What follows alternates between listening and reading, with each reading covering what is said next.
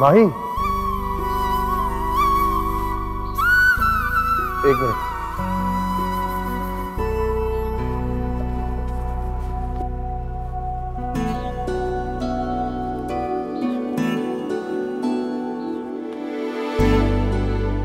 क्या बदतमीजी थी ये? वाह यार, इंसान का काम पूरा हो जाए टोन कितनी बदल जाती है ना। तुम्हें खुद ख्याल करना चाहिए, कोई देख लेता तो। सब तुम्हें ही देखते रहते हैं। तुम हो ही इतनी प्यारी, थोड़ा मेरा भी ख्याल करो यार। क्या मतलब?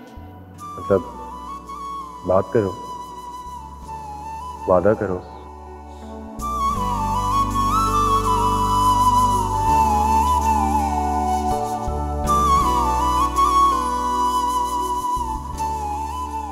वादे तो झूठे लोग करते हैं ना, जिन्हें कभी मिलना ना हो।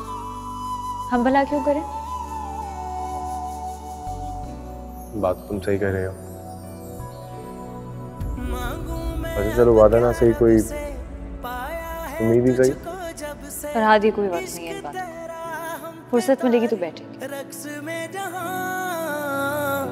और अगर फुर्सत ना मिली तो?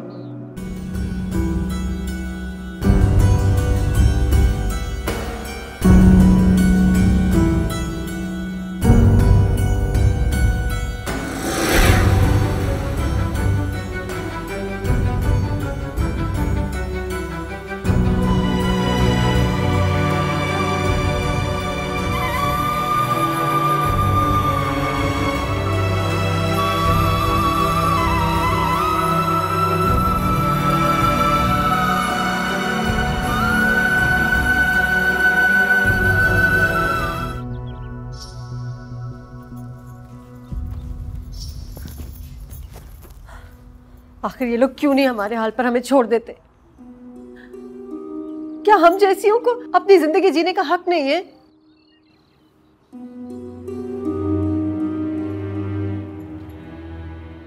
बाजार की औरत की तौबा खुदा तो तस्लीम कर लेता है, खुदा के बंदे नहीं तस्लीम करते। मैंने तुम्हें बताया था ना, हमारे आसपास ऐसे कई गिद्ध हमें नोचने के लिए तैयार बैठे। तुम्हें सब्र से काम लेना होगा।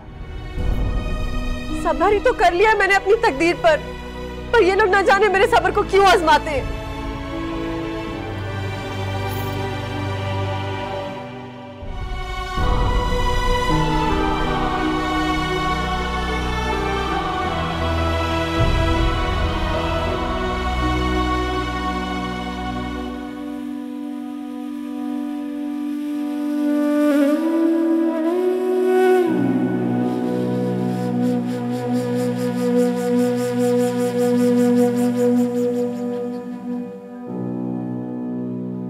शाम ढल रही है, चिराग जला दो मजार के सारे।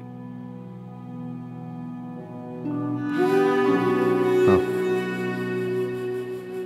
क्यों, मजार में चिराग जलाने और रोशनी करने के लिए भी इजाजत की जरूरत? इजाजत तो बहरहाल जरूरी है, तेल जलता है। फकीर साईं तो कभी कभी सिर्फ एक दो चिराग जलाया करते थे। वो क्यों? फकीर साईं कहा करते थे, जब दिल जल रहा हो तो फिर चिरागों के जलाने की जरूरत नहीं, दिल का उजाला ही काफी है। याद रहे कल बड़ी हवेली जाना है।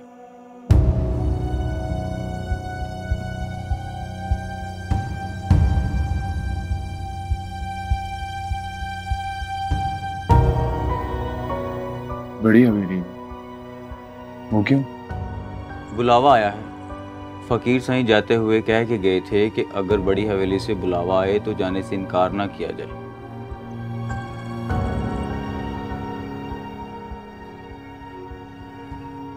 नहीं तो मेरा जाना जरूरी थोड़ी है, आप लोग हुआ ना। फकीर साईं की नुमाइंदगी भी जरूरी है, वरना वो जाते हुए ताकीद ना करते। मैं कल दोबारा याद दहनी कराऊं।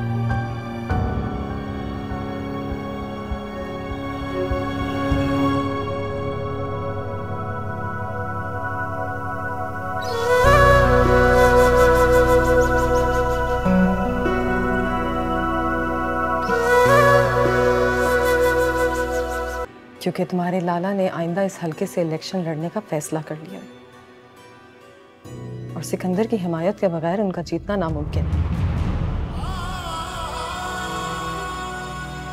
लिहाजा ये रिश्ता होना उनके लिए अब और भी ज्यादा जरूरी हो गया। क्या करूं?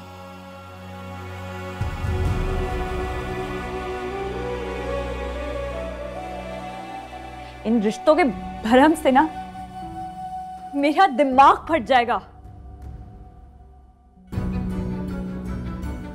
ये सब मुझे इतना मजबूत समझते हैं।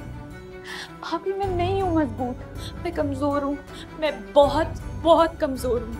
मैं अंदर से टूट चुकी हूं। मैं नहीं हूं मजबूत। मैं किस तरीके से समझाऊं इन सब लोगों को? हाँ जानती हूँ माही, इसीलिए तो कह रही हूँ मत जुल्म करो अपने ऊपर, अपनी दिल की आवाज सुनो।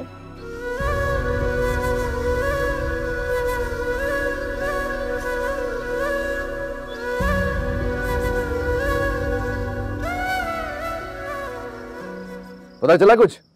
नहीं साईं, हर तरफ देख चुके हैं, आसपास की हर बस्ती को खंगाल लिया है, लेकिन उनका कहीं कुछ पता नहीं चल रहा। उसका मिलना बहुत जरूरी है।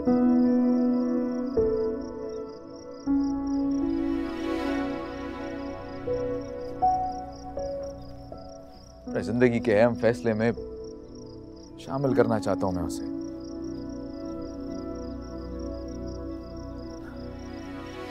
मेरे बुरे वक्त में बहुत साथ निभाया उसने मेरा।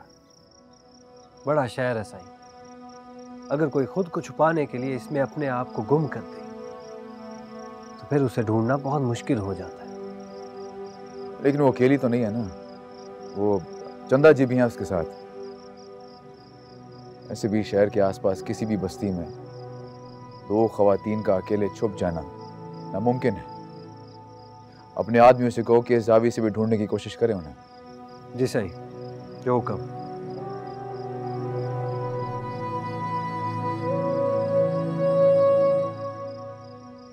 चाची देखे, मानो फिर चीटिंग कर रही है। चाची देखे ना। क्या हुआ? चाची मैं चीटिंग नहीं करी, इसको ही खेलना नहीं आता।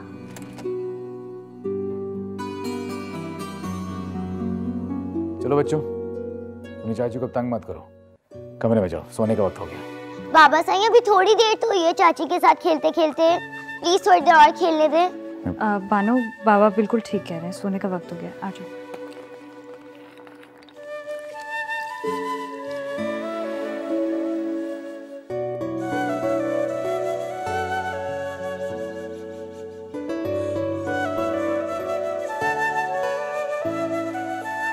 माई,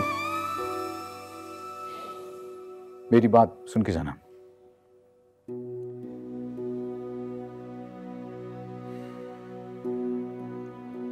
समझ नहीं आ रही तुमसे बात कैसे करूं, लेकिन अम्मा साईं ने शायद तुमसे अपनी फरमाइश का इजहार कर दिया हो, तुम्हारे घर वालों से भी बात कर दी हो।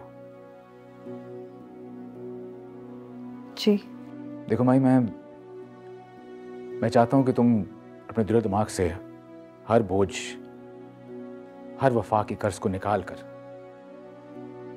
ये फैसला खुद करो।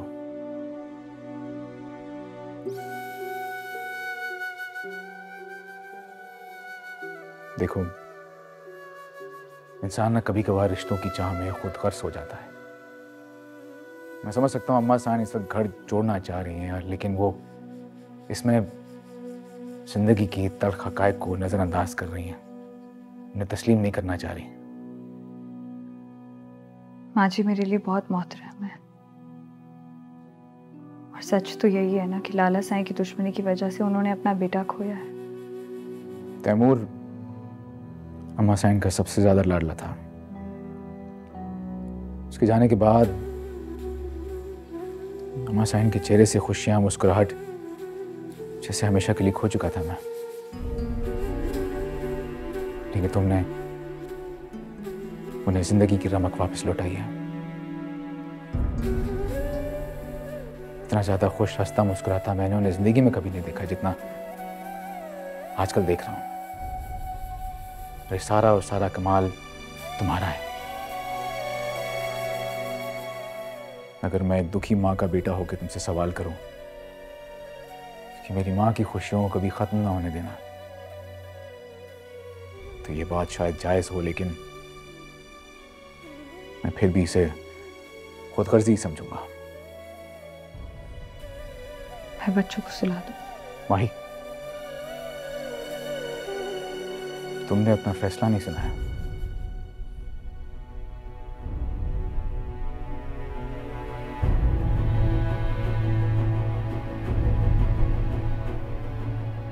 ये रीत, ये रस्म और रिवाज, इनकी बेड़ियां हम जैसी लड़कियों को आज़ाद होने के बावजूद आज़ाद रहने नहीं देती।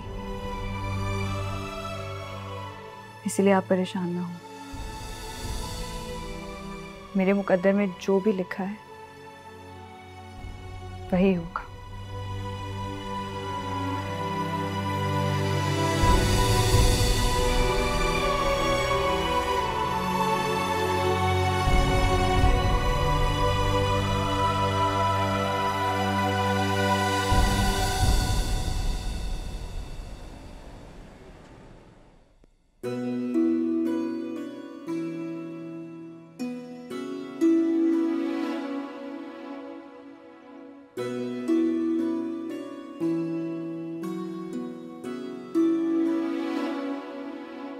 अम्मी, क्या हुआ है? तबीयत ठीक है आपकी? क्या होना है मुझे ढीठ को क्या होना। एक मेरा फीदी चला गया, फिर भी सांस आ रही है मुझे, सांस आ रही है मुझे। कैसी बातें करी? खुदा के लिए तुम लोग मेरे हाल पे करो, मुझे एक दफा उसकी खबर पे ले जाओ, मुझे एक दफा उसके पास ले जाओ, शायद मुझे सुकून आ जाए, शायद। अम्मी, सजाद भाई ने वादा किया तो है, डॉक्टर इजाजत दे दे और आपकी तबीयत ठीक हो जाए ना तो हम सब साथ चलेंगे। डॉक्टर तो मेरे मरने तक यही दिलासे देते रहेंगे, मेरे से ज़बर नहीं होता। खुदा के लिए मुझे ले चलो, मेरे पास बहुत कम वक्त है, मुझे एक दफा ले जाओ उसके पास। करती हैं आप ऐसी बातें अम्मी? कुछ नहीं होगा आपको, आप में जान बसी हम लोगों की, आपको कुछ नहीं होगा। तुझे पता है, मुझे पता है, मुझे बुलाता है, आवाज़ें देता है, मुझे बुलाता है, कहता है माँ आ जाए, मुझे तुझसे बात करनी, मुझे मेरे बच्चे के पास ले जाओ, माँ बेटा बात करना चाहती, मुझे ले जाओ उसके पास, वरना मैं इसे मर जाऊंगी, तड़प के मर जाऊंगी।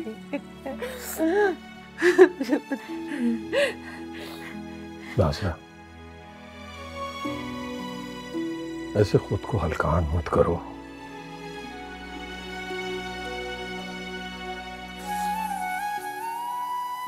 तुम्हारी अगर यही जिद है तो हम सब लेकर चलेंगे तुम्हें। मगर अब्बा। जानता हूं बेटा, डॉक्टर ने मना किया है, लेकिन अगर एक मां के दिल को चैन डॉक्टर की दवाओं से मिलता तो और क्या चाहिए था।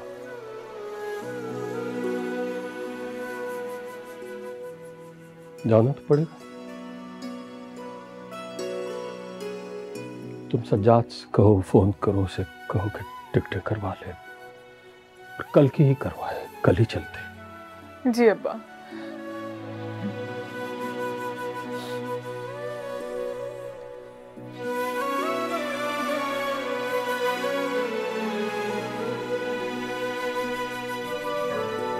माई, ऐसा क्यों खलोती है पुत्र? माँ जी, मैं तेको मेहमान खाने में ढूंढ रही थी। अंदर दिल घबरा रहा था थोड़ा, तो सोचा अब यहाँ बाहर आ जाऊं। क्या परेशानी है पुत्र? अपनी माँ जी नहीं दसेगी? कोई परेशानी नहीं है माँ जी, आ जाए, अंदर चलते हैं। माई,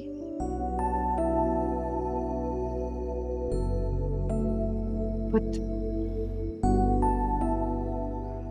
अपनी हवेली दी खुशियां मंगण आई हैं देखो।